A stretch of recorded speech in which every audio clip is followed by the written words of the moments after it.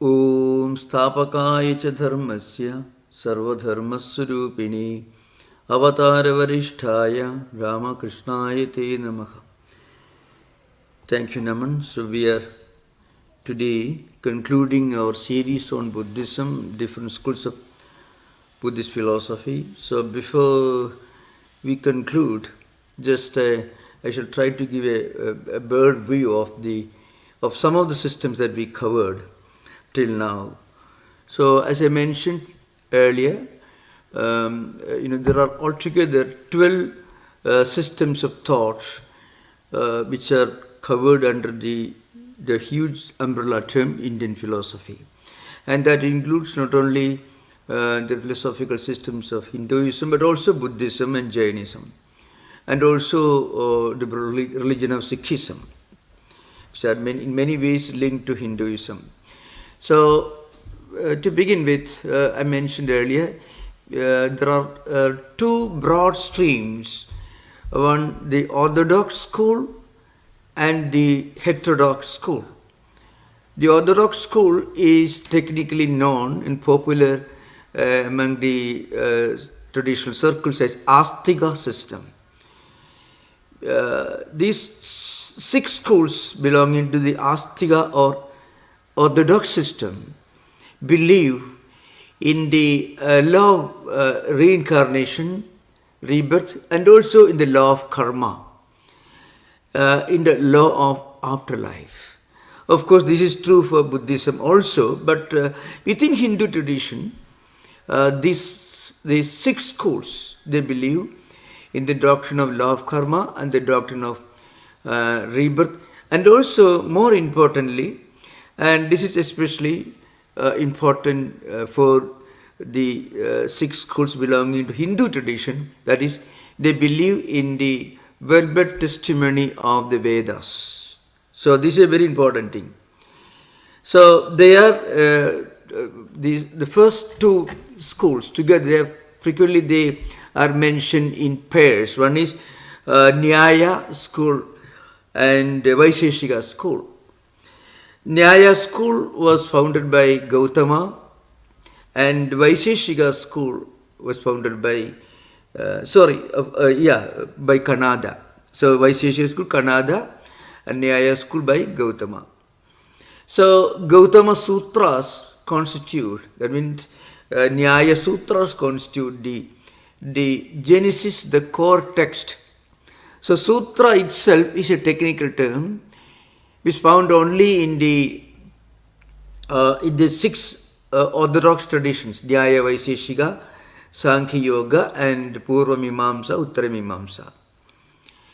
Nyaya Sutras by Gautama and Vaisheshika Sutras by Kanada. In fact, Nyaya Darshana is something called Nyaya Darshana of Gautama, and Vaisheshika Darshana by Kanada.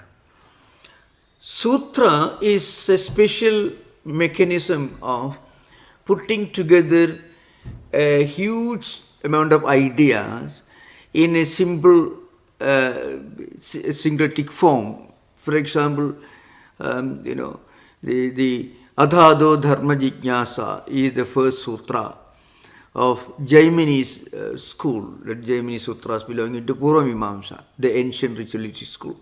It's called the school of ritualism, Vedic ritualism. Thousands of sutras he wrote, more than 4,000. So now onwards we will discuss about dharma as meaning here. Or you are familiar with the Yoga Sutras. Adhado Yoga Anushasana. Atha Yoga Anushasana. Atha means now onwards. Yoga Anushasana. Anushasana means instruction, discussion. We are now going to begin a discussion on yoga. Atha Yoga Anushasana. Atha Yoga Anushasana we call it. Now there is a definition for the sutra mechanism. Alpaksharam asandigdham saravad vishwato mukham astovam anavadyam cha sutram sutra vido viduhu. So already mentioned earlier. A small, tiny statement, which may not be even a full sentence. It may not necessarily be one phrase. It could be just one word. It could be just one word. Or in the context of Panini's Vyakarana, it could be just a few letters. Ayunu, A-I-U-N, that's called. One of the sutras, 14 sutras, or Maheswara Sutras of Panini. So it could be a letter, it could be a single word, it could be many words put together, it could be a phrase. So this mechanism is a peculiar feature of all the 6 schools of Orthodox Indian philosophical systems. Sutras. They are the core text. Many of the sutras are not available. For example, the original sutras, Sankhya Sutras of Kapila, not available in full form. Some of the Varshayana Sutras are not available, commentaries on. So, Nyaya Vaisheshika, not available. So, like that, but some sutras are fully available. So, the first one is Nyaya Sutras by Gautama, and Vaisheshika Sutras by Kanada. So, technically around 900 BC, that's a time. That is the Nyaya Darshana, Nyaya Sutras of Gautama. And then, of course, the second one is, the Vaisheshika Sutras of Kanada. The same applies here. Founded by Kanada. It's called Uluka, sometimes the technical name is called. So, the Vaisheshika Sutras, of course, are available, divided into 10 chapters, or 10 books, 10 sections. Each chapter containing 2 sections called Annigas or sections. It has altogether 374 sutras. So these are 2 important, the first in series, Nyaya and Vaisheshika Sutras, total number. And then, of course, with regard to Nyaya Sutra, it's known as in 5 chapters, total were 528, but there are disputes. But technically, it is reliable. It was written by Gautama, altogether 528 sutras. And there were commentaries by another great scholar, Nayayika, it's called Vatsyayana. Nyaya Bhashya as another commentary, sub-commentary, Nyaya Vartika. And again, this Nyaya literature is very extensive. And one of the most prominent name in their tradition was Udayana, Udayana's Nyaya Kusumanjali. There are many, many books in this Indian logic. So, and then the third and fourth, first and second only over Nyaya and Vaisheshika. We already discussed this. One reason why we did not go to extensive discussion of Nyaya and Vaisheshika systems is that they are purely academic topics. Unlike Vedanta philosophy or Buddhism or Jainism, these systems of Nyaya, Vaisheshika, these 2 systems, they do not have a dedicated following, a tradition, a heritage, a hierarchy of teachers and people who follow, who claim to follow that path. But Nyaya system is just a purely school of logic. But Nyayikas also accept the verbal testimony of the Vedas. Vaisheshikas also. They are based on Sutra 18. Nyaya Sutras by Gautama and Vaisheshika Sutra by Kanada. They are the authentic sources. And then the next one is Sankhya and Yoga. Sankhya system is also more or less purely academic. You don't have a dedicated following like the followers of Ramanuja, followers of Shankara, followers of Buddha, different schools. The followers of Nagarjuna Srinivada, the followers of Asangas or Vasubandhu's Yogachara. We don't have a dedicated following community for Sankhyas. To some extent, yoga, darsana, yoga philosophy has a following in the sense there are many people, even today there are people who practice or try to practice different disciplines mentioned in the Yoga Sutra. So they do have a dedicated following, but not Sankhyas Naiyayikas or Vaisheshikas. So Sankhya system, Nyaya, Vaisheshika systems. These three have great academic value, and anyone who studies Vedanta philosophy traditionally have to go through these works of Gautama's Nyaya Sutras, Kanada's Vaisheshika Sutras, the commentary books especially. Those who study higher Vedanta should study Nyaya Kusumanjali Udayana, which is a very important foundational work, very unique work in the logical tradition. And not only establishing Indian logic, they do have philosophy in which they try to prove the existence of God.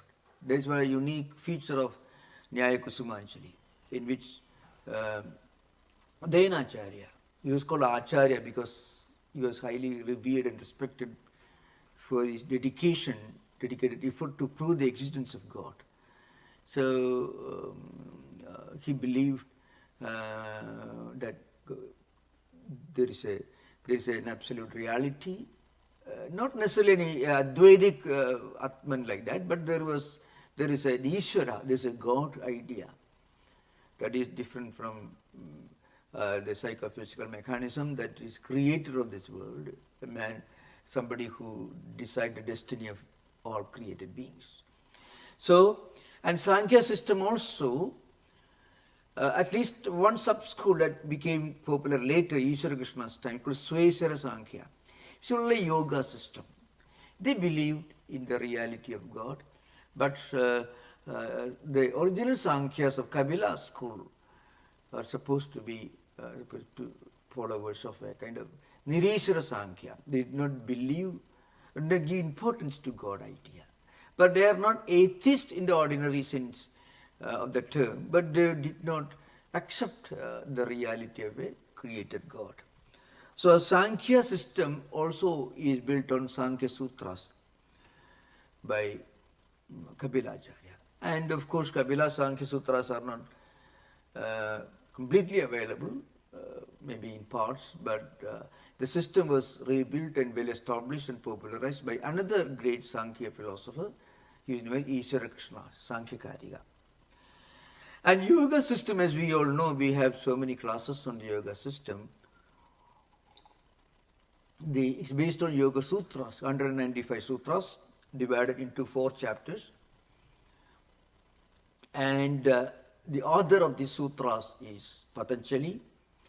And there are 7-8 important commentaries, the most important of them, Vyasa's commentary, Vyasa Bhashya, then Shankaracharya's Vivarana, and many others wrote, Vijnana Bhikshu and others wrote important commentaries, Bhojavurti, Bhojasmukh, and so on.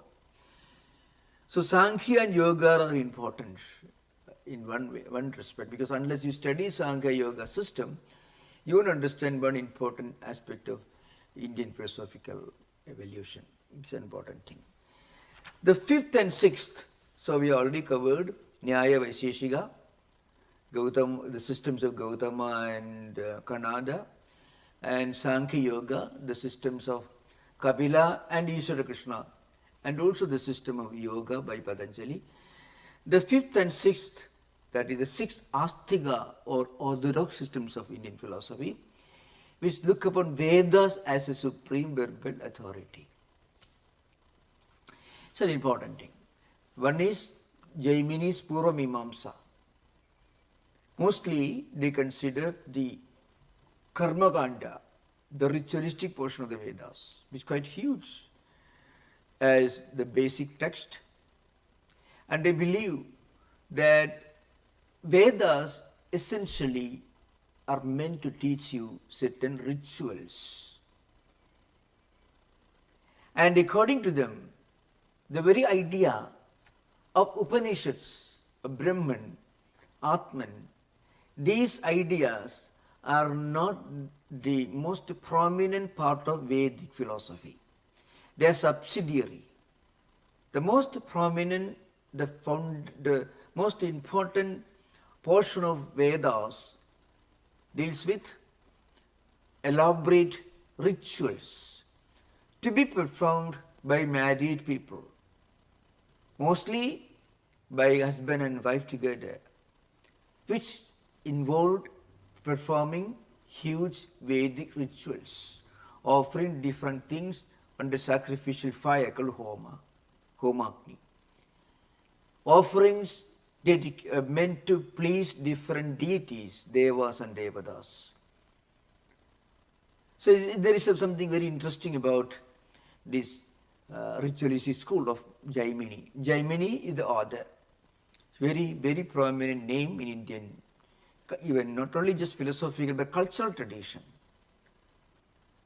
So I shall say a few things before going to Vedanta, which we already discussed. Just recapitulating what we discussed so far. According to Jaimini, any statement, any Vedic sentence in which a definite ritual is not clearly mentioned, that statement has no meaning, no relevance, no importance. Amnayasya kriyarthatvad anarthakyam adudarthana. So Jaimini says, Jaimini Sutras, Amnaya means Vedas. Vedas are meant for teaching Kriya. Kriya means rituals. Rituals means a person who goes through Vedic studies, then marries, have children, and when he is living as an householder, he, accompanied by his wife, should perform certain rituals. Those rituals are meant to take him to heaven, afterlife, where he can enjoy celestial comforts, after which he will be born again as a Vedic, the follower of Vedic culture. And anyone who breaks this chronology or this hierarchy, means first you study the Vedas, then you marry, and then you perform, be an householder, you perform these rituals, and then you die and go to heaven and you come back. Now anyone who breaks this cycle is going against the Vedic injunctions. So for example, I have to mention here, this is very important, I mentioned earlier once, Shankaracharya's greatest contribution was, he told these ancient ritualists, it is wrong for you to say that every individual should go through these elaborate rituals. If an enlightened person, by virtue of his good deeds in his past life, feels an aversion to enter material life, wants to become a mystic, wants to take to mendicancy, then he has a right to do that. Shankaracharya said, Brahmacharyadva, Grihadva, Vanadva, Edakhareva Virajit, Tadakhareva Pravarjit. The ancient statement from Vajrasujika Upanishad, then Sannyasa Upanishad, and so on. This is against Mimamsakas. Mimamsakas, ritualist people, believe that anyone who skips this process, the elaborate process of married life and going through this burden of ritualism and so on, anyone who breaks this will lose both the world. So, and not only that, who has a right to break this cycle? Those who are born blind, dull, imbeciles, deaf, old, sick, and absolutely, you call it unfit.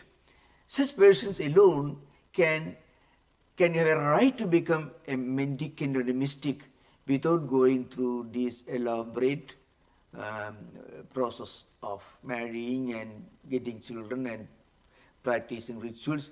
Rituals are meant only for material comforts, for progeny, for wealth, and for going to heaven, and so on. So this is an important point. Shankaracharya, as a revolutionary, came and said, no, if an enlightened person like Buddha or a Shankara or a Vivekananda or a Ramakrishna Paramahansa, any of them, if they don't want to go through this elaborate worldly life, they can take to mysticism any day, any moment. That's what. But then it was Shankaracharya who defended the Upanishadic portions. And another point to remember, when we discuss so much of Upanishads, we have to remember the great Upanishad statements which in modern times influenced and astonished in a way people like Schopenhauer, Paul, let's say Paul Deussen, or Max Muller, MacDonald. I'm just naming those Western admirers of Upanishads or Vedanta. And those statements which were appreciated by Western scholars for the great lofty mysticism and transcendental spirituality of those Upanishad statements, they are just meant to please. They are just candies meant for these ritualists. Suppose, I shall try to explain. It's called Arthavada. I shall try to explain this. Rituals, it needs some examples also. Suppose a child refuses to take medicine which is very, very, very sour, very bitter. Then a grandmother will tell you, if you take this medicine, I will give this candy. Okay. Now, the child will eat that candy, then of course, because he wants to eat the candy, he is willing to take that bitter medicine. So these Mimamsakas will tell you, Jaimini and others will tell you, Jaimini, Shavara's commentary, Shavarabhashya and Kumarila and Prabhakara and other commentators, they will tell you that, well, if there are great Upanishad statements, you heard of Mahavakyas, Aham Brahmasmi, Tattvamasi, Prajnanam Brahmaya Ma Brahma, Atma Ityuva, Uvasita, and so on. All these great philosophical universal statements of Vedanta, what we call Vedanta philosophy, the cornerstone of Vedanta philosophy. They are just like candies. Just to make the people perform these elaborate rituals. If you perform this ritual, then the ideas indicated by these mystical statements will come to you. For example, Aham Brahmasmi, I have discussed this. It comes in the Brihadaranyaka Upanishad. The Mahavakya Shukla is Veda. Tattvamasi Chandogya Samaveda. Okay, now, some of the most profound statements in the entire Vedic philosophy, Vedic literature, just a few. Aham Brahmasmi, Tattvamasi, and so on. If you ask Vivekananda or Shankaracharya, they will tell you these are the most profound statements. But Mimamsakas will tell you these are all candies. Candy just to tempt you to eat, to take the medicine, to tempt you to perform this ritual. So if you perform this ritual, Aham Brahmasmi become a reality. Aham Brahmasmi means I. Brahman means Devas, some celestial beings, gods and goddesses in the heavens. They will appreciate and they will admit you to the heavens if you perform these elaborate rituals. Tattvamasi also like that. Tat means this Devata, celestial beings in the heavens. Tva means the performer, the one who performs these rituals. Chandogya Upanishad. Asmi means he will admit you, that God will admit. The goddess, not G-O, capital letter G, but gods and goddesses, Deva, Devadas, mean not the monotheistic created God, but the polytheistic gods and goddesses. They are in different places, like angels, comparable to angels in Christian tradition.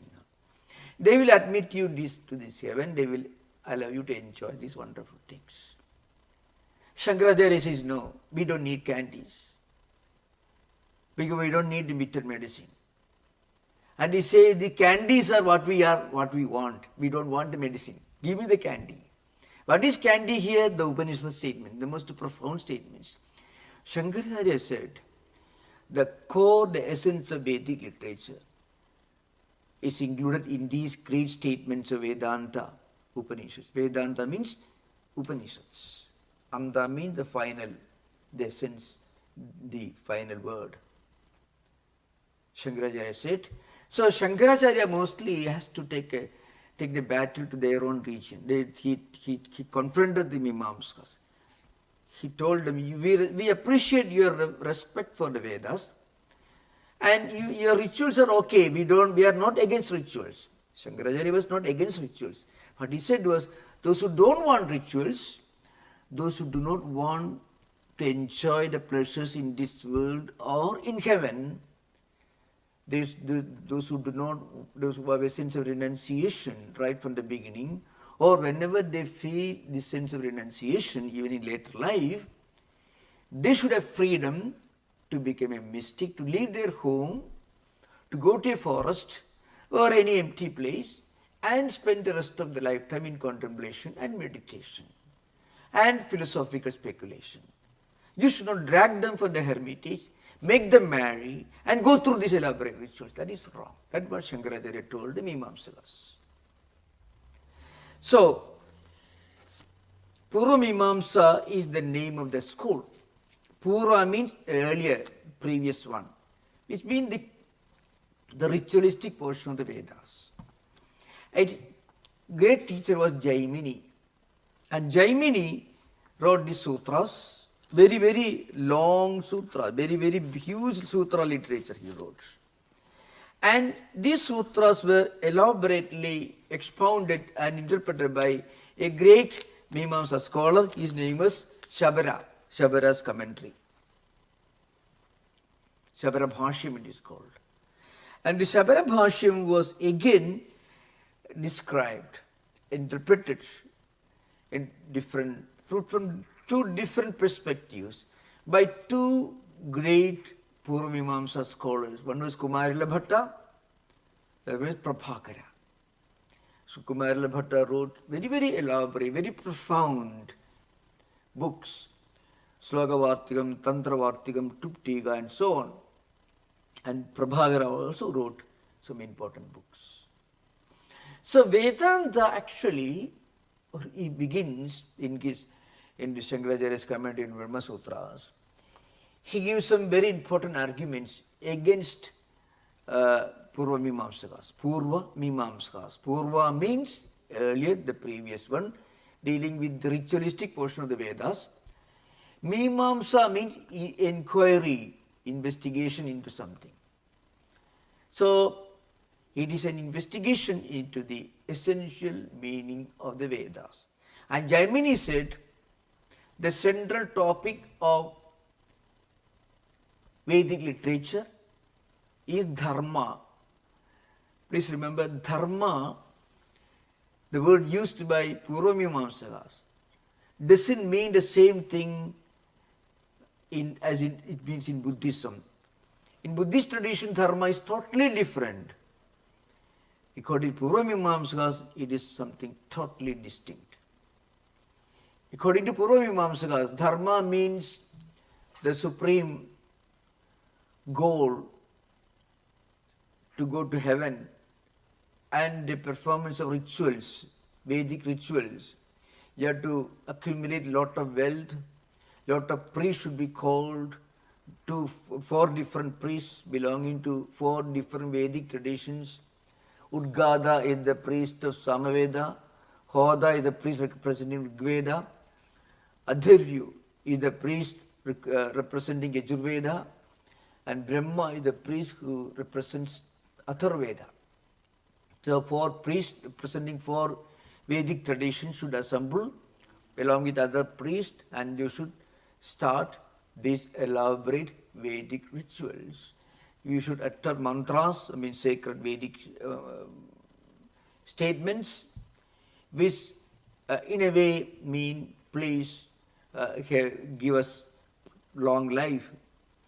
But remember, in the Mimamsa tradition, there is a strong element of ethical and moral emphasis.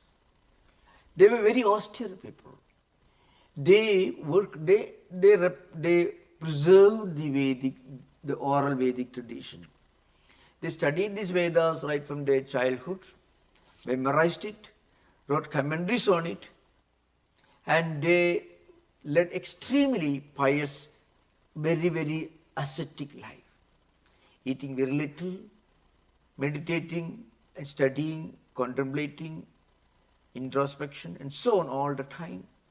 But one thing they emphasized, every person should strive to enter grihasthasrama, married life, should perform these rituals. That is the duty of every person. Another very big problem from a socio-anthropological perspective was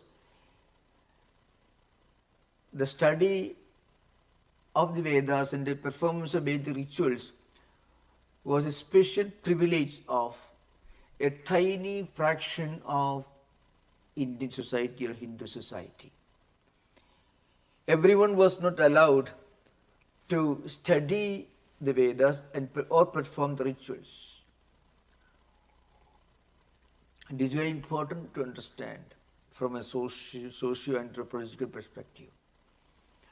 Shankaracharya, on the other hand, he said, anyone in this world belonging to any tradition, any culture, if he feels or if she feels that I don't want to live a worldly life, I want to take a mendicant life of a mendicant, a mystic. I don't want, if somebody doesn't want to enjoy a worldly life, accumulating pleasures, money, wealth and so on, then he can take to life of contemplation, Shankaracharya said. So in a way he opened the doors of Vedic culture to a larger percentage of India's population or Hindu society. If Mimamsakas had persisted, it would have been limited to a much smaller fragment of Hindu society or Indian society of those days. So this should be understood. Vedanta, in a way, is an attempt to universalize, to make it more egalitarian. In a way, it could democratize Vedic culture. So the universalization of Vedic culture was the effect of Shankaracharya's Vedanta movement. Again, he did not reject rituals. He accepted the rituals. There are some children who want candies before taking the bitter medicine. But there are children who don't care for candies. That's an important thing. So, for Mimamsakas, any higher philosophical statements, Vedantic statements, Upanishadic statements in the Vedic literature are like candies. It's called Arthavada. Arthavada means theology, Nindarthavada and Stutyarthavada. Arthavada means you say something to praise a person or to extol a person, that is Stutyarthavada, but it also could mean you make a statement to deny, well, don't do that, don't do this. If you do this, there will be a problem because you did something wrong in a previous life, you are not suffering. That could be. So, and again they said, any philosophical statements of the Upanishads should be treated as subservient, inferior, as a subsidiary statement of a statement that includes an injunction for the performance of rituals. So in other words, for example, Tattwamasi, Aham Brahmasmi, some of the great statements in the Upanishads, Mahavakyas and so on, which form the essence of Vedanta philosophy, Vedic spirituality. These statements are important only in the context of and other statements which are nothing but injunctions for performing rituals. Why? Because every word in the Vedic literature is relevant and significant. So nothing should become insignificant or irrelevant. So you should make somehow these Upanishad statements should have a meaning and significance. All right, they are inferior. I mean, they are subsidiary to Vedic injunctions. Upanishadic words, higher philosophy is subsidiary to Vedic injunctions for performance of rituals. This was the essence of Mimamsa system of philosophy. I didn't deal with this system very elaborately, but that's why today, before concluding, I wanted to say a few things, because we already discussed Vedanta schools.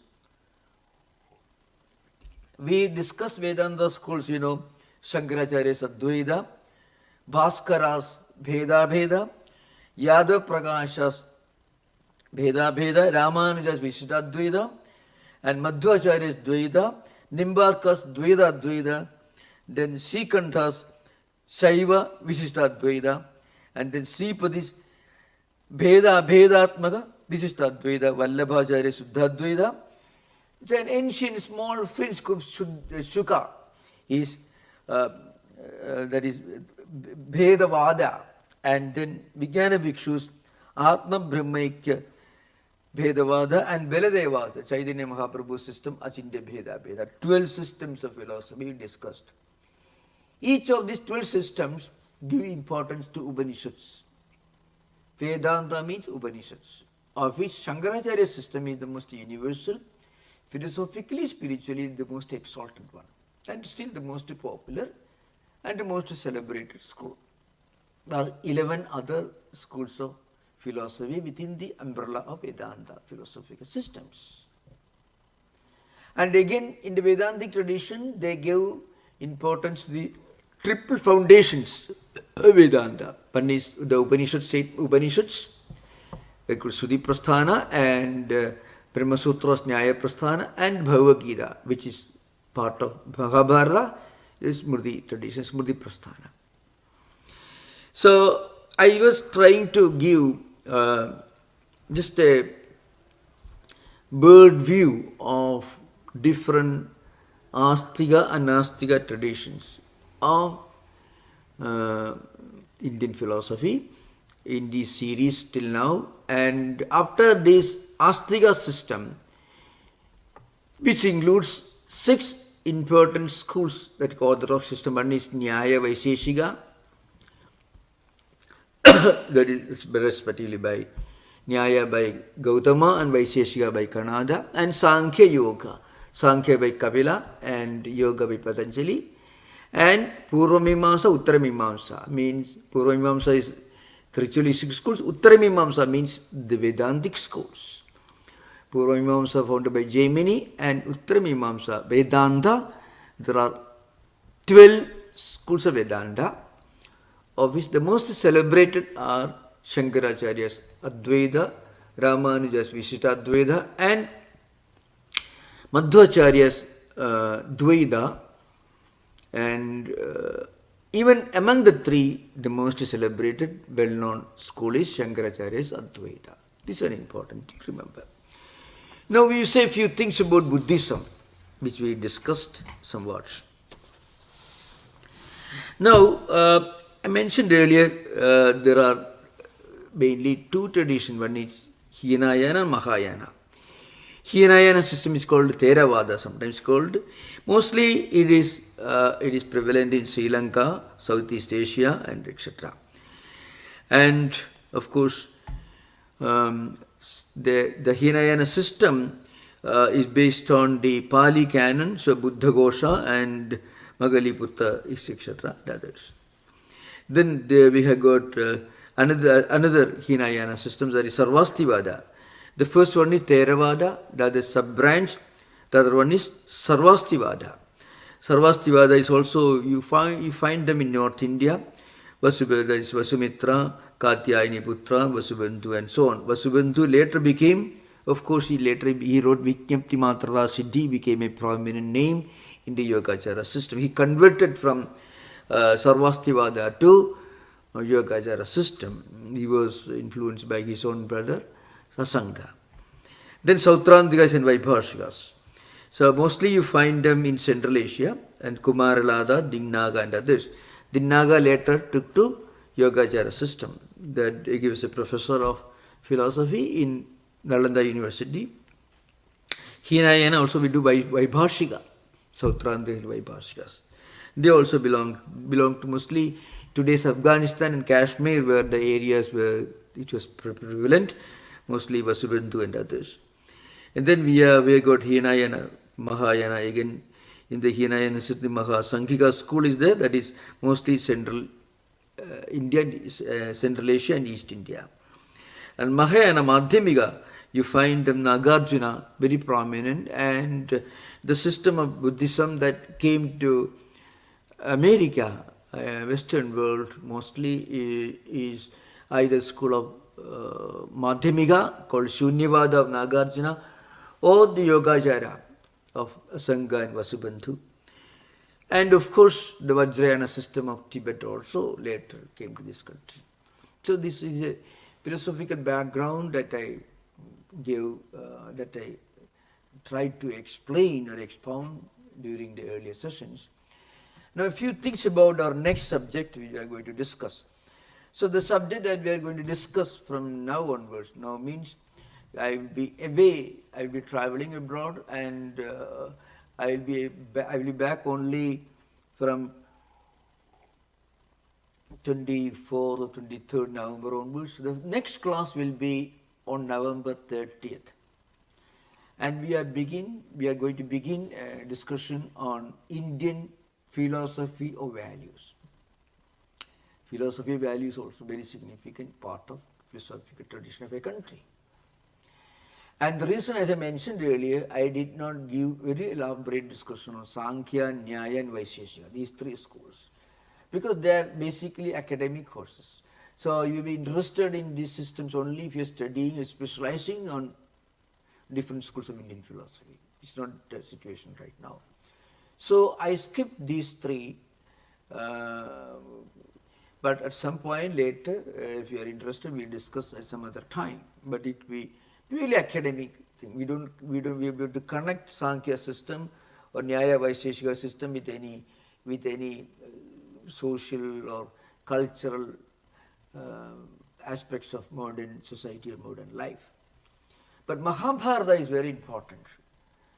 Mahabharata is the most important work on Indian philosophy values. When we're talking about the foundational text. There are many books written on this subject. Hiriyanna has written, and Dr. Adakshanan has also mentioned. But Hiriyanna, and also there are modern scholars, but I'm talking about some of the foundational works written in Indian language.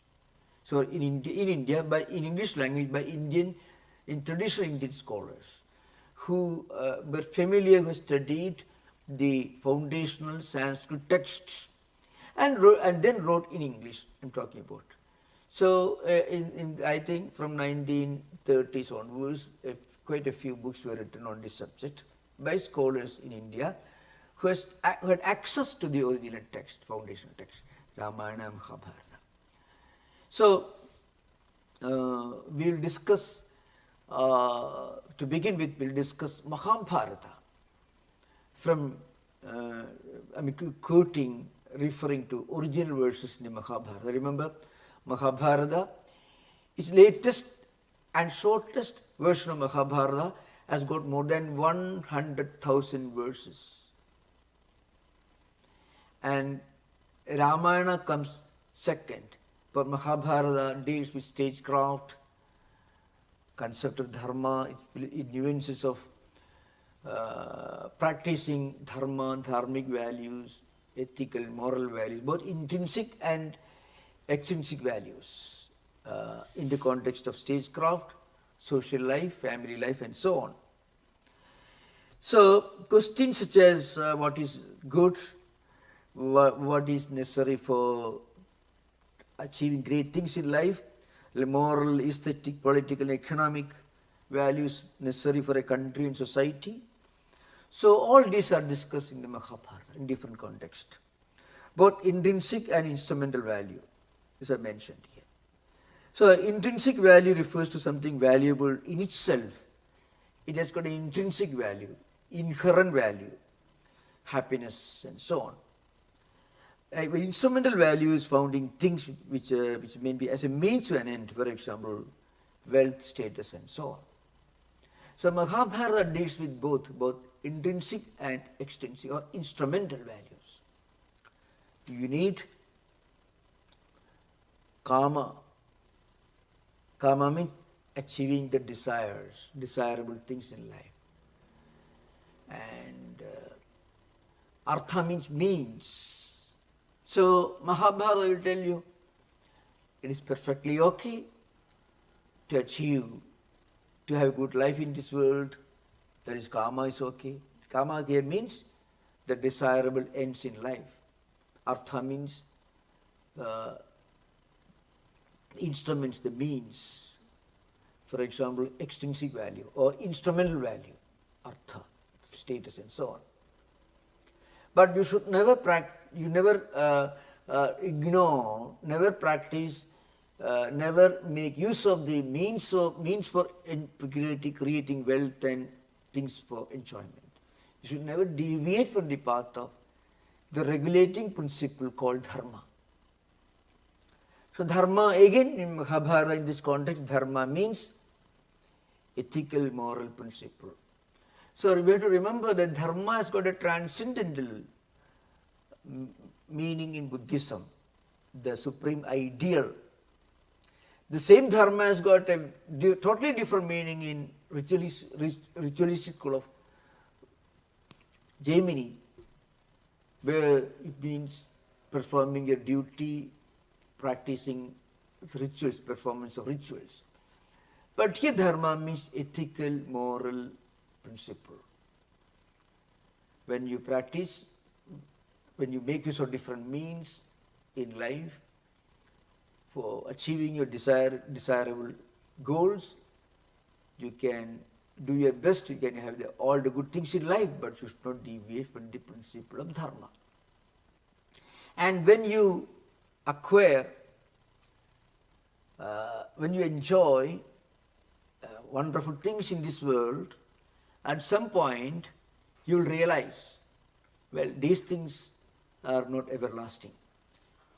This realization comes only when we pursue our desirable goals in life without deviating from the path of dharma.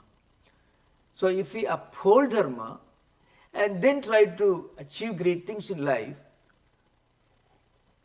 then at some point you realize there is something higher to pursue. That is moksha. These four values, dharma, artha, kama and moksha, more or less they include both intrinsic and also instrumental values in life. So anyway, I'm not going to discuss much more on this subject. And Mahabharata itself, as I mentioned earlier, it can be called the encyclopedia of Indian ethics and morality. There are innumerable dynasties mentioned, the hundreds of characters, dozens of dialogues and episodes, dozens of crucial movements, conflicting situations in Mahabharata, which can be compared with some of the modern classics also. So on the one hand, it is a great classic, but a great classic for with a message to give to humanity. And that's why it is still relevant for the last thousands of years. It has been guiding an ancient civilization, and in spite of, in the midst of so many challenges, it could keep that civilization afloat, keep it alive, because of certain values that it taught people in their pursuit of their needs and desires in this life. So we can have an interaction right now. Most welcome. Thank you. Bobby will have to say something about this, I believe. Thank you, Maharaj. That was an incredible overview of the Sanskrit literature and its foundational texts and the interplay amongst the various schools that we've been studying for these weeks in this course. And I wanted to ask you about a figure that comes a bit later, and who seems to be a pivotal figure in sorting out the difference between the Mamamsa ritualists and the Advaitins. And that's the Advaita city of Madhusudana Saraswati. In a way, it seems to be so important to the overview that some of this does get clarified in a way that resonates to our time today. And so the way that you discuss the ritual focus of the Mimamsarans, it actually leads me to ask whether, I don't want to get ahead of us, but as we're looking forward to hearing about the Mahabharata, the description that's put up on the Society's website is that the teachings guide personal growth, ethical living, and inner harmony. And I'm thinking about that balance between the ethical living, which the Mimamsans would focus as performance of ritual, and the idea of inner harmony, which is achieved only in a way through the Advaita non-dualism. Yeah, that's a very profound point, Mimamsaka's ritualism emphasized ascetic practices only to preserve the ritualistic tradition. It was, there was much less altruism in Mimamsaka system. Vedanta, on the other hand, it becomes a universal. Anyone living anywhere in the world, if he reads a statement from the Upanishads, he may feel, well, the Upanishads are not talking about a single religious tradition. He's talking about my spiritual journey. Now, that impression you get only when you read the Upanishad statements, not Mimamsaka statements. Mimamsakas tell you the entire Vedic corpus, the essence of the corpus is dharma. Dharma means the obligation to perform the rituals. So there are 14 different rituals. Sapta Havir Yajna, Sapta Soma Yajna. 7 kinds of elaborate Vedic rituals in which they use Soma juice, and Soma is offered in the fire. And then Sapta Havir Yajna, I mean, there are 7 types of rituals in which they offer other items like, for example, ghee, I mean, clarified butter, curd, cooked rice, and things like that. So, Vedas are essentially meant to teach you to perform these rituals. Now, as I mentioned, from an ethical perspective, there's a very serious problem. It becomes a single manual for a small, tiny, fragmentary section of Indian population, Orthodox Hindu Brahminical population. Even among Brahmins, there were large sections of Brahmins who were not entitled to perform these rituals. So it was it was very opposite of egalitarianism or universalism. It's a very interesting thing. And there you understand Shankaracharya's work. He comes and tells you, no, somebody living in New York, Paul Brunton, who happens to read something in the Upanishads, Schopenhauer, who happened to read in the early half of 19th century, happened to read very inaccurate translation of the Upanishads into Latin and so on, from Persian to Latin like that, not even direct. And he feels that there is something profound or universal in these Vedic teachings. Schopenhauer was not referring to Mimamsaka's teachings. He was referring to the Upanishad teaching, the teaching of the Upanishads, Vedanta teachings. Because Vedanta or Upanishads represent the entire humanity and humanity's aspiration, spiritual aspiration for higher life. But Mimamsa rituals means he's addressing a small community of Brahmins, Orthodox Brahmins. You go and perform this ritual and then you can go to heaven. That's what he says. So, Agni Swaha Idam na Mama. This is for Agni, I am offering to you, this is not mine. And they offer different items in the fire. So that Agni, a fire, a deity, is the Agni Yajna Vahaka, means it's a representative or the one who transports your offerings to higher world, higher celestial beings, other deities, devas, devatas, gods and goddesses inhabiting the heaven. They get these offerings we are offering to fire, because fire god will transport this to them. And they'll be happy, they'll give you rains, they'll give you wealth, they'll give you wonderful things. This is the only purpose of Vedas. How terrible it is. Now Shankaracharya says no. Again, he did not say that these rituals are meaningless. He did not say.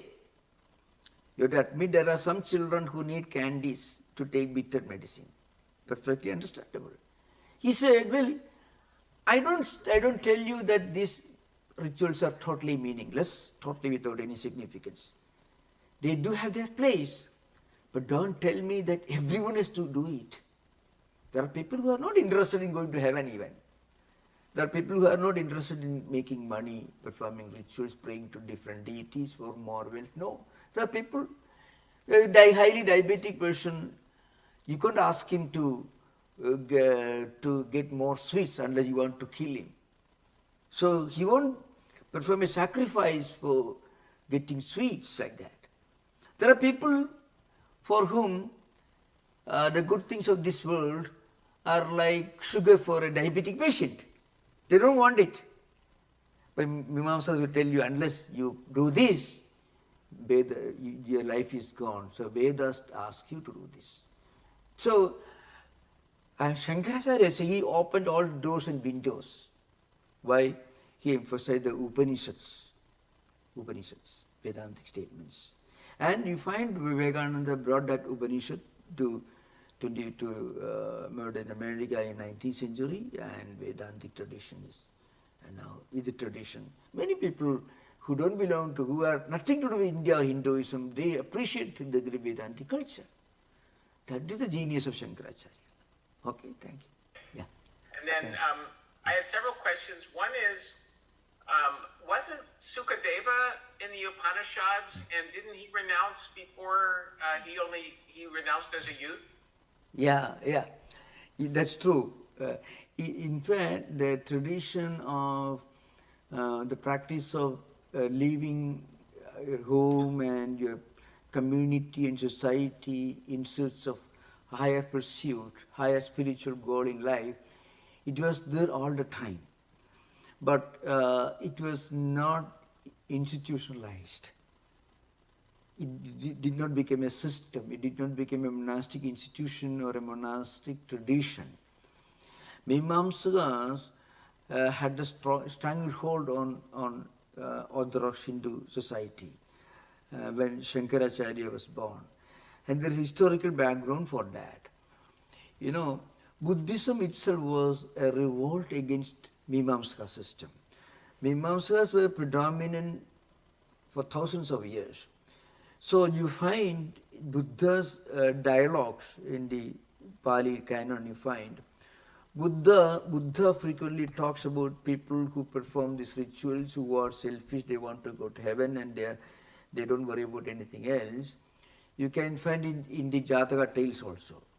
And Jataka tales got a great historical significance because they are placing a mirror on the society of 6th century BC India.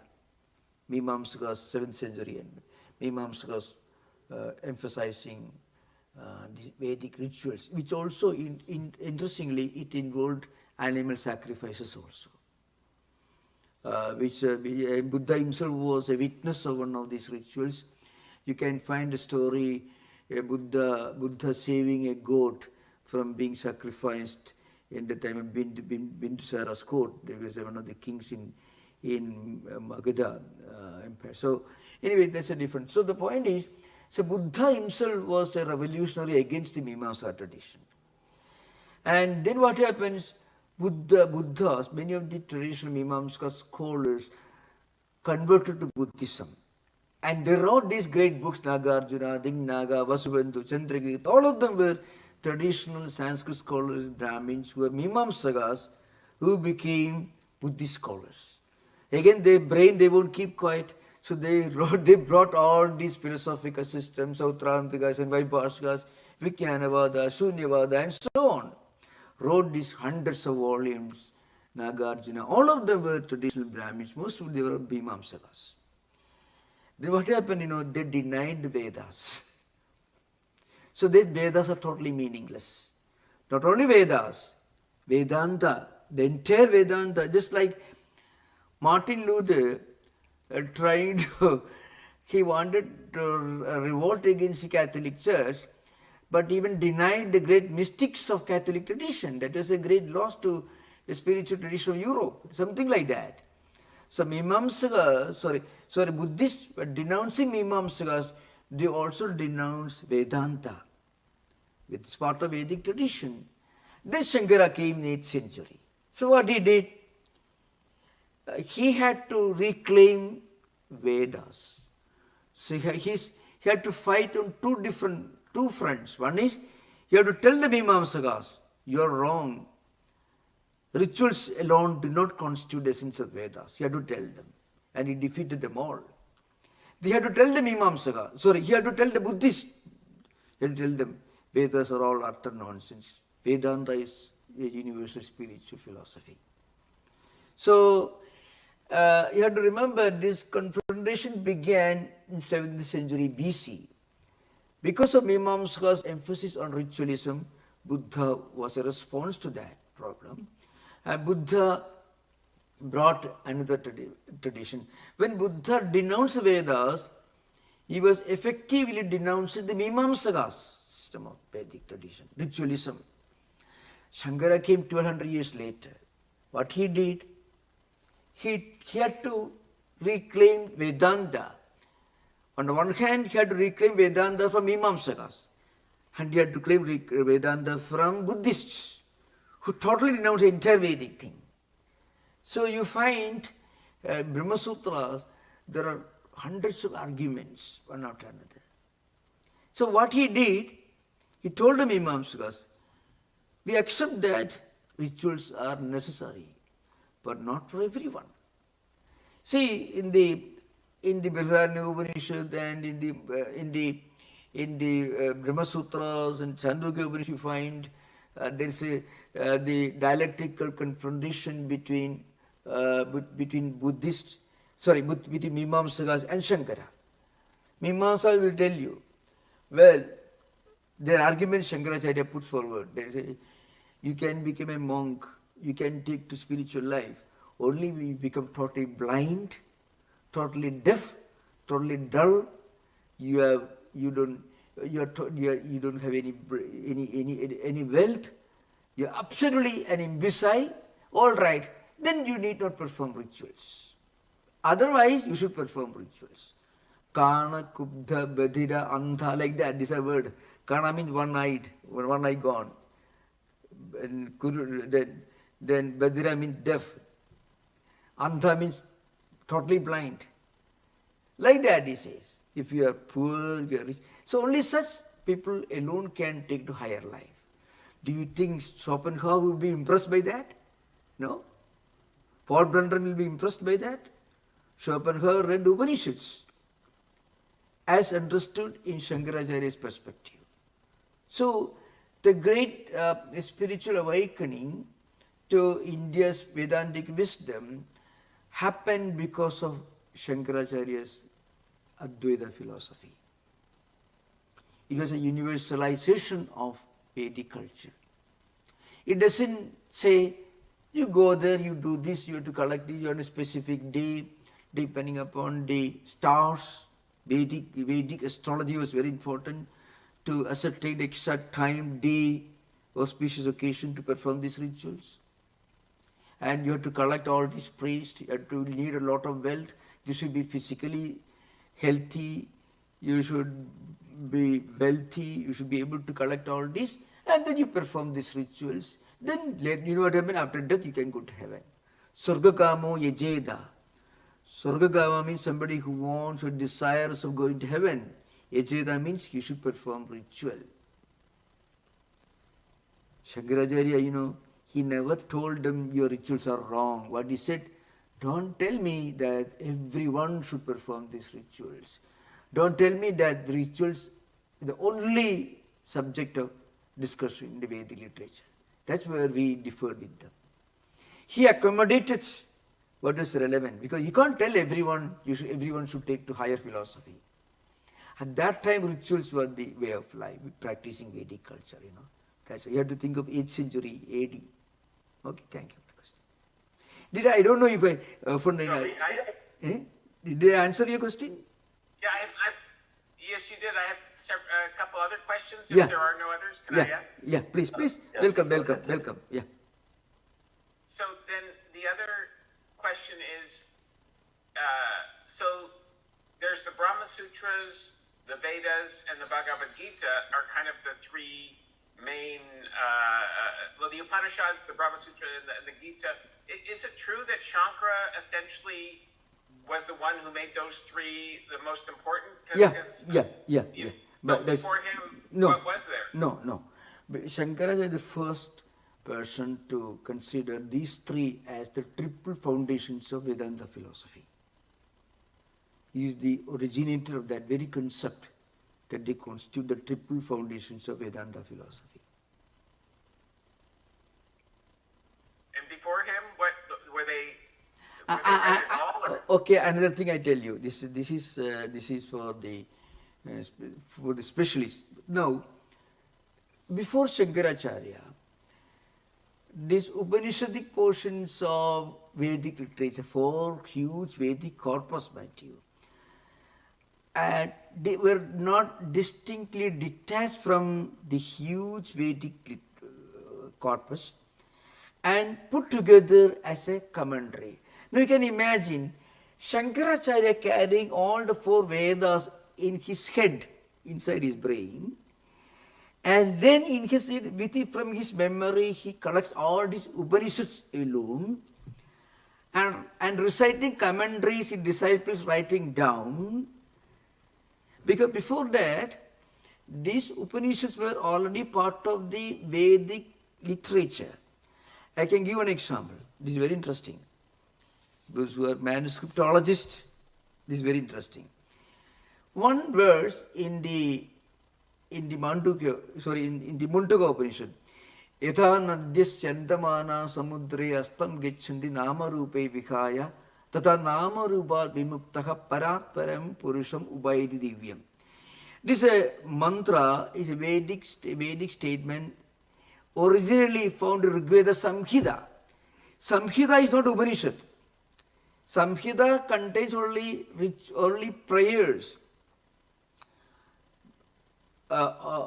offered to different deities. And it is now, actually this is found in the Mundaka Upanishad, which is technically part of Atharvaveda. Now, what Shankara did, he took this alone from that section, huge section of Rigvedic tradition. And then, he put together. So practically in his head, what all he did, you can imagine. Chandogya Upanishad, Brihadaranyaka were huge books. He collected these Upanishadic philosophical portions, collected not through copy-paste, in his head he collected. And he wrote a commentary. And these disciples wrote down, so they became distinct books. Part of the Vedic literature. So also all the 10 Dasha Upanishads, including Svedasvara, means 11 Upanishads. Again, Gita. Gita is only 700 verses. Mahabharata more than 100 verses. So he must have been walking, he must have been traveling from one temple to another temple, arguing. So what he did, his head was loaded with 100,000 verses of Mahabharata. So what he did, these 700 verses he extracted, wrote a commentary. So that became known as Bhagavad Gita. In the Mahabharata itself, there are many such dialogues. Vyadha Gita is another dialogue between a saint and a great mystic lady. Dialogue on the higher philosophy. Uttara Gita is there. So, in the Mahabharata itself, there are many other Gitas. What Shankara did, these 700 verses, he extracted from the huge forest of 100,000 verses, wrote a commentary. It became known as Gita commentary. So can you imagine, where was he carrying all this in his head? Four Vedas, Mahabharata, Upanishad, everything. And he quotes from every existing book, existing at that time, including Buddhist books. But it doesn't quote from Bhagavata. So scholars concluded that present Bhagavata is a later origin, post Shankara, because he doesn't quote from that. If it exists, he would have quoted. I remember. So you are right, and this is a very important point. These triple foundations of Indian spirituality, Indian philosophy, it was his creation. You can imagine a 16-year-old boy walking all over India, Indian subcontinent, not just India alone. At that time, Indian subcontinent included today's Afghanistan, Pakistan, Bangladesh, all that. And he had in his head all the Vedas, Upanishads and Mahabharata, everything. And he chooses these 700 verses alone. Because there was no separate book available, Mahabharata, I remember. It was always on the move, by walking. So, so that's an important thing to remember. And in his history book, he was reciting these commentaries, which somebody wrote down. That's why Sister Niveda said, this is a greatness that we can only appreciate from a distance but can never understand.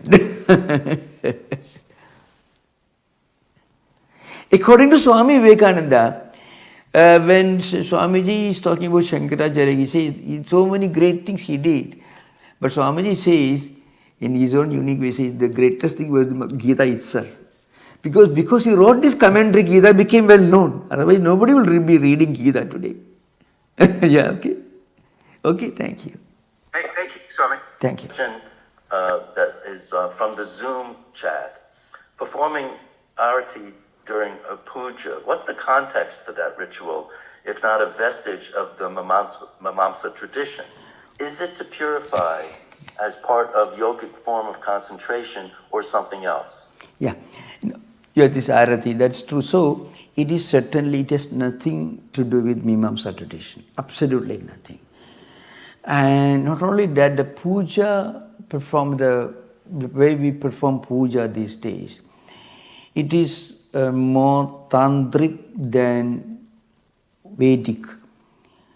In Vedic tradition, there was no puja, and this is an important point, remember, historically speaking. There was no elaborate puja rituals ever mentioned in the Vedic literature. This is a very important thing to remember.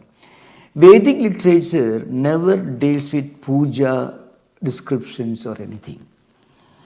According to Purva Mimamsa tradition, the only, or maybe the most important spiritual religious practice is the performance of one of these 14 yagas or yajnas. They are called Adhiratra, Agneya, Aptaryama, Jnadhana. There are different Vachapeya, Ashwamedha. There are different yagas. They call yagas or yajnas, Vedic rituals. That is what is explained in the Mimamsa literature, not puja. Puja became popular after the emergence of the big temples. Temples did exist even in ancient times, but Mimamsa has never considered this as an important part. But I have to mention one thing. Every Mimamsaka will have a family deity in his home, his own family deity, and will be performing puja, meditation, and so on. But big temples and all these elaborate rituals did not exist during, let's say, at least till second millennium BC.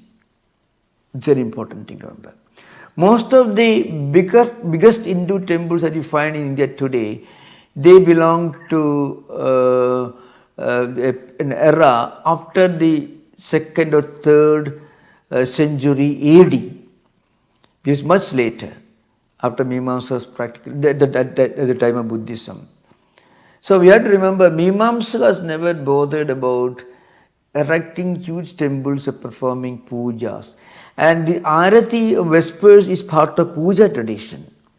It is not part of Vedic ritualistic tradition. Vedic ritualism, there is no Aratri or anything. Not only that, it was a kind of, you call it polytheism. They believed in polytheism. Polytheism means so many different deities, gods and goddesses, who are controlling nature, who are controlling the entire phenomena.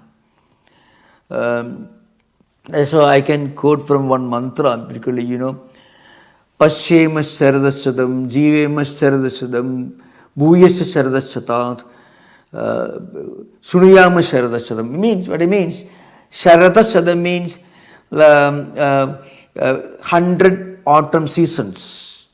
So, Jivema Saradasadam means, let me be blessed with 100 years of long life. Pashyema, let me be blessed with my power of vision for 100 autumn seasons, means 100 years. So, prayer for long life. This is the prayer they used to utter. And then, in Yaska's Niruktam, these different Vedic deities are described. For example, Devo, Danadva, Dyotanava, Dyupanadva, Dusthanova, Bhavatiti. Deva means these Vedic deities. Deva, Devadas and so on. Indra, Mitra, Varuna, Agni, all these Devas and Devatas. Later these Devas and Devatas, from that background only we got different monotheistic God ideas. And again that also Shankaracharya comes to the picture. How many of us know that the concept of worshipping Divine Mother, Divine Feminine archetype, like Durga, Lakshmi, Saraswati and so on, Divine Masculine archetypes, say Shiva, Vishnu and so on, it also came from Shankaracharya, Adityam Bigam Vishnum, Gananatham Maheswaram, Panja Yajna Paro Nityam Grihastha Panja Pujit. Mantra tells you, every householder should have a small shrine in his room, where he should worship not Indra, Mitra, Varuna, Agni, not Vedic deities, but whom? Shiva, Vishnu and so on. So, Shankaracharya, he recruited all these smaller number of deities from the Vedic pantheon. So, what I want to tell you was this. Vedic religion was essentially built upon polytheism. But there are also strong elements of monotheism and monism also in Vedic literature. That monotheistic aspects and monistic aspects were extracted by Shankaracharya, I think Upanishads, and he wrote commentaries on them. But otherwise, if you see what is the first mantra of Rigveda, Agnim Ile Purohitam Yajnasya Deva Murticham Hotaram Ratnadhatamam. This is the first mantra of Rigveda Samhita. Agnim Ile, I propitiate, I worship Agni. And who is Agni? Agni is fire god. Because you are offering this, you are offering all this in the fire, home of fire. That Agni takes this offering to different deities. So one portion gives to Indra, another portion gives to Varuna, Agni and so on. This is an ancient concept. You have to remember, during the early Vedic age, there was no image worship in India as a popular social practice. They were worshipping their home. So you find, but then this popular image worship and puja rituals, arati, did not exist during the early Vedic times. You have to remember one thing. Maharaj, I want to satisfy the clarity of the questioner who's not participating. So, as the questioner's agent here, if I follow you correctly, and bear with me for just a moment, Sal, because I know you're busy. If I follow your response correctly, you're saying two things. One is that the arati that we perform today and the pujas that we perform today are distinguishable from what the mimamsas what the Mamamsarans were doing. Yeah. And not only are you distinguishing them in specific actions, but also in context. And then the second thing, if I'm following it correctly, is that there's more to the context than just yogic concentration. And so you've answered both questions at once. Yeah, I want to mention, of course, to emphasize this point, the Mimamsakas did not have this concept of puja at all. I see.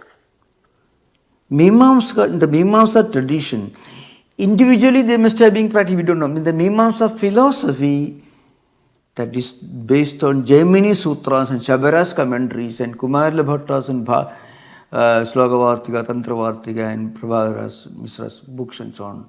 There is absolutely no description of puja as we understand today, or Arati as we understand today. Right. That's the idea behind. Okay. Yeah, you did say that, yeah. There's a follow-up question on the same subject, Sagata, bear with me. Was temple construction a reaction to the Buddhist Chaitanya stupas and viharas? Yeah, there is a school of thought in India that some of the huge temples came up as a response to Buddhism, and also as part of the response to the Buddhist denouncement of Hindu theistic practices. So, and there are even scholars who will tell you some of the bigger temples are they used to be Buddhist viharas, Buddhist monasteries were converted into Hindu temples. There is another view which is again disputed, not historically corroborated. There is no doubt about it that some of the bigger temples came into existence maybe much later, after Shankaracharya or Mimamsakas reclaimed Vedic heritage. To give an example, the biggest temples in India that exist in India today, in South India I'm talking, because there were many great temples in North India which were destroyed by the Muhammadan invaders. Right from the invasion of Muhammad Ghori, who destroyed great temples in Somnath many times, and then temples of Ayodhya, temples of Vrindavan were destroyed, monasteries, Buddhist monasteries in Nalanda were destroyed, in Bengal also this happened.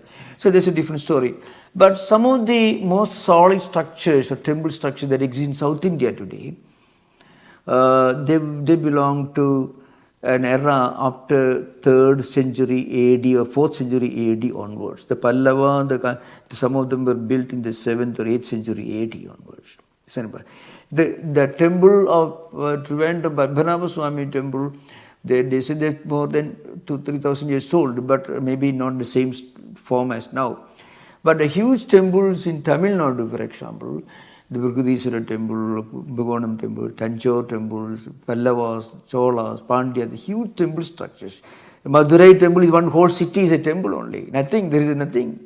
It's a huge temple only. So you find these temples in their present form came up maybe after 7th century, 6th or 7th century AD onwards. It's a very important point. It was long after Mimamsakas lost their hold.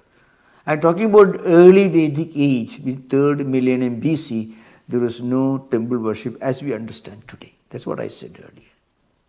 We should know a little bit of Indian history. Yeah, thank you. Thank you. Pranam Maharaj. Yeah, thank you. Mimamsakas, you mentioned that they have this family deity and stuff like that.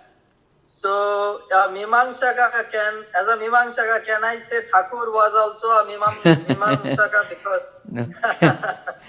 I would say Sri Ramakrishna was a great Vedantin. Sri Ramakrishna was a great Vedantin.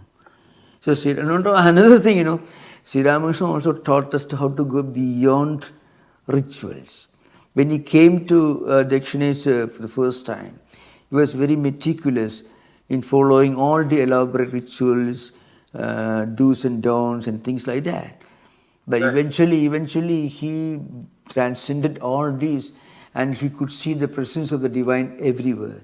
Even he could not pluck flowers and bilva leaf because everything in this world is an expression of the divine. So that kind of attention to details in performing puja cannot be linked to Mimamsa tradition. But I tell you, that kind of great sense of sanctity, even in the performance of minute ritualistic practices, it is maybe it's grounding. It goes back to the Mimamsaka practice of extreme asceticism. It's an important point. I can tell you, Shankaracharya himself was born in a family which had long Mimamsa roots. Because an important point I forgot to mention to you, Mimamsakas were responsible for the preservation of Vedic literature, which included Upanishads also. So they were all orally transmitted, never written. I think the earliest available manuscript that's now available may not be older than perhaps 7th or 8th century AD. But this Vedic tradition was transmitted orally. So you are supposed to memorize every bit of it. So this memorization, remember, this was done by Mimamsakas. Extreme care, extreme attention to details. And I don't have time to tell you, there are places in India where this Vedic chanting, I call it Prakriti Vikriti, 10 different forms of chanting, from A to A, B, C, D, etc. Then A, C, E, etc. like that, and then backward and forward and things. These are all different mechanisms meant to make sure that not a single word, not a single sound is missed or forgotten. So that is Vikritis and Prakritis. So Vikritis, different forms of recitation, may look a little crazy, but for them that was life. That is life for them. Memorization without forgetting. So they used to practice this in different forms of recitation. Altogether there are, Jada, Mala, Ratha, and so on, which I don't have time to describe. There are different vikritis, different modes of recitation and memorization, all meant to make sure that not a word is forgotten and not a word is replaced by another word. That's the idea behind.